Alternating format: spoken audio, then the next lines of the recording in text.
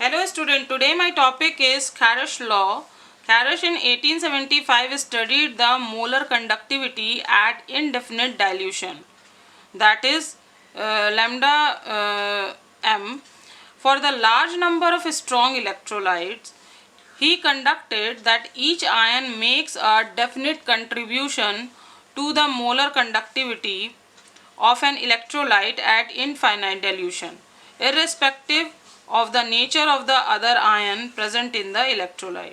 On the basis of above conclusion, Kharash formulated an important law known as Kharash law, or independent migration of ion.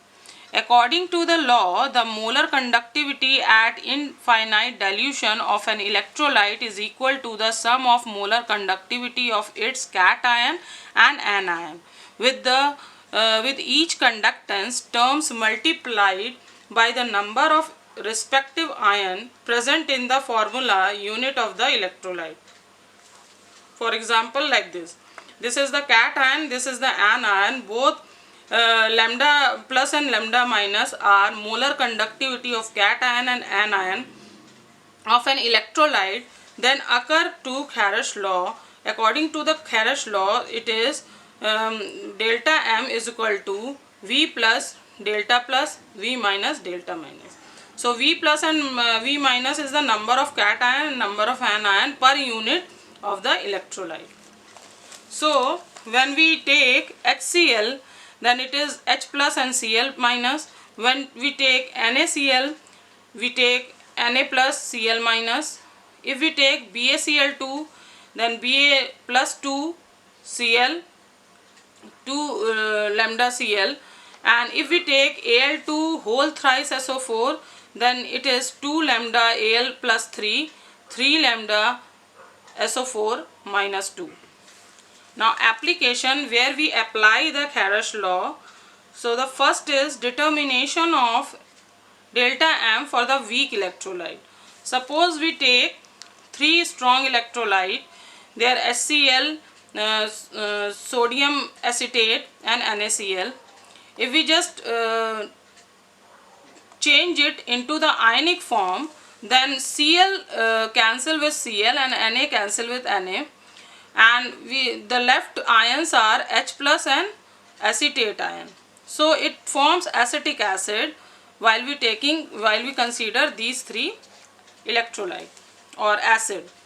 Now knowing the value of HCl, CH3COONA or NaCl, the value of lambda m of acetic acid can be determined.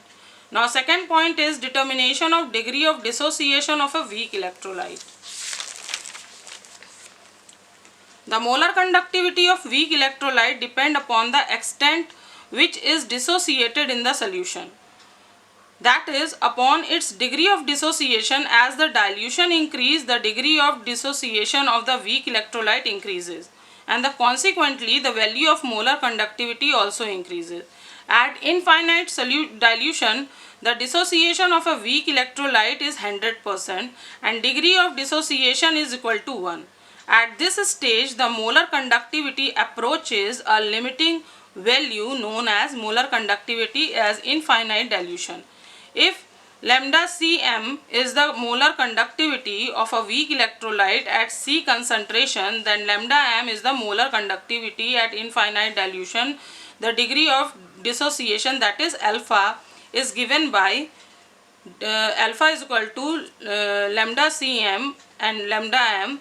This is the for weak electrolyte, and this is V plus V minus, that is charge per unit electrolyte. Now third one is the determination of the solubility of Sprankly soluble salt.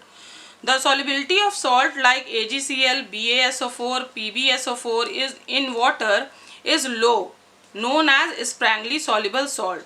Their solubility determination is impossible. So Kharash provide a convenient method to determine solubility of such salt. The molar conductivity of the saturated solution of the Sprankly soluble salt is like this. They are dissociated into ions, and if we consider the specific conductance of the salt, then salt is equal to specific conduction of saturated salt and specific minus specific conductance of water. So the molar conductivity is related to the specific conductance as this. The saturated lambda m is equal to K salt into 1000 upon m. This is the molar concentration of the solution. So by this formula we can calculate the solubility of Sprankly soluble salt. So my question is for today, what is Kharash law and what its application? Thank you.